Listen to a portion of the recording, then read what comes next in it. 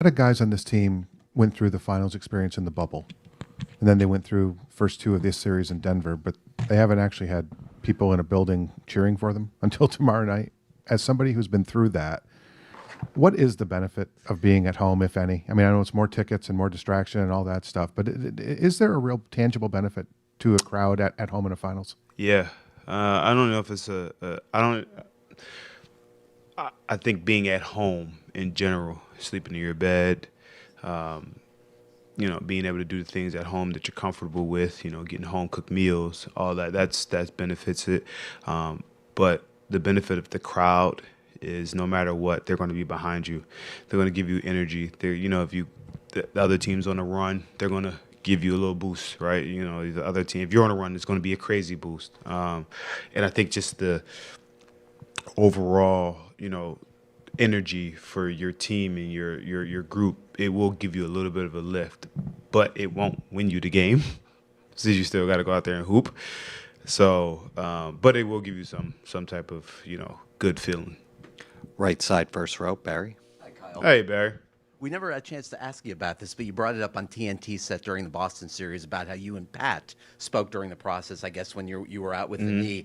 What happened, if you're able to share during that conversation, as far as what you emerged thinking? I'm sure you both emerged with good feelings about things. I will not tell you exactly what happened, but it was a great conversation, and it was just making sure that I was healthy for an opportunity to, if we got on the run like we've been, and I think that's the biggest thing about it is the opportunity to be healthy, to help the group, right, no matter what it is, and making it to the finals.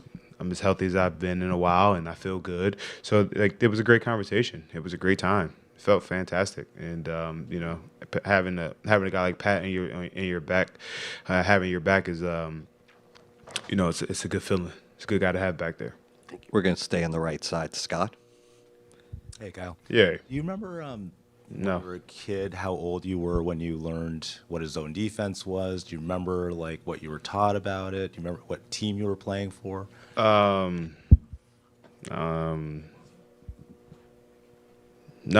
I don't. I'm being honest with you. I Yeah. don't. I mean, it's, everyone knows the basic 2-3 and then the traps and press and all that stuff. But I would think, you learn about the zone press first as a young kid, then you learn about the zone defense. But yes, if you're getting to the question of our zone, it's pretty cool. What makes it cool? It works sometimes. It's shape shifting, and I think always Gabe Vincent always will say him and Andre Iguodala, kind of figured it out how to play the top and give them credit. Hey, please quiet. I'm doing an interview, and I think they've give them credit, and just been a work in progress, and it's a different type of zone, and you have to be able to play it and want to play it to make it successful. We're going to go to the middle to Manny. Hey, Kyle. How you doing, Manny? Good. Kind of off of Tim's question, city of Miami, you've been here a couple of years now. I know you came here a lot as a visitor, but is there something you've fallen in love with as far as this city's concerned, or something you feel? I love that that chant, and then the swag surf and hey, yeah, that one, yeah. Fuck, I do not like that guy over there. Hey,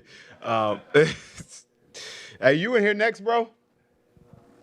He left. All right. No, it's just, I think just we have a different vibe here. And, I mean, the vibe down here is just awesome, man. When it gets going in here, it's really like a party. And you got to enjoy it. You enjoy the music. They sing with you. They sing along. It's just a great place to be. And the fan base is unbelievable. And I'm sure tomorrow's going to be nuts in here. And I'm looking forward to it. Left side, second row.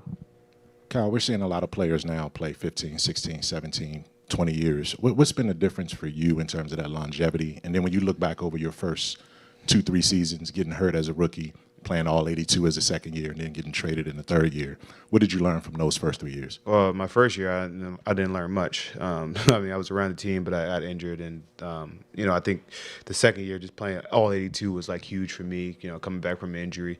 But I think the thing about longevity is figuring out how to adapt, take care of your body, understand, what an NBA season is, understanding how to train in the off season, understanding how to eat, how to make sure you get your rest and recovery, and being able to, adjust who you are and grow, mature-wise, right? Because at the end of the day, there's going to be times where you're going to be here, and then you're going to go up, and then you're going to go up, and then at this point in my career, you're getting, there's a lot of people that just kind of level off, and you got to be able to have the humility to be able to say, you got to work at different things and be willing to accept different roles in different situations in different times. And right now, at this time of the year, I'm just happy to be able to have a guy like Gabe be the starting point guard and playing the way he's playing and being able to talk to him and help him as much as I can. And that's big for me,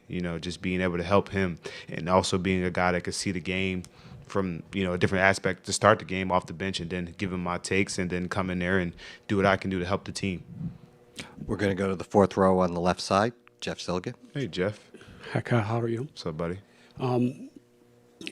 Who throws a better deep outlet pass? You Me. or fair enough.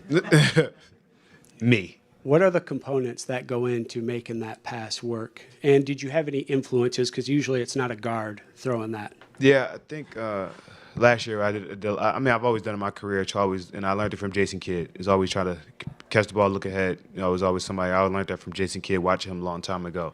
As a guard, it's a lot easier to, catch and throw right away. And I think the components, like for Kevin, he has an unbelievable knack for throwing the ball right to the guy, and he's bigger, and it's just right on time. And he's been doing it his whole career. I think it's just being able and knowing that you have confidence in your guy to go get it.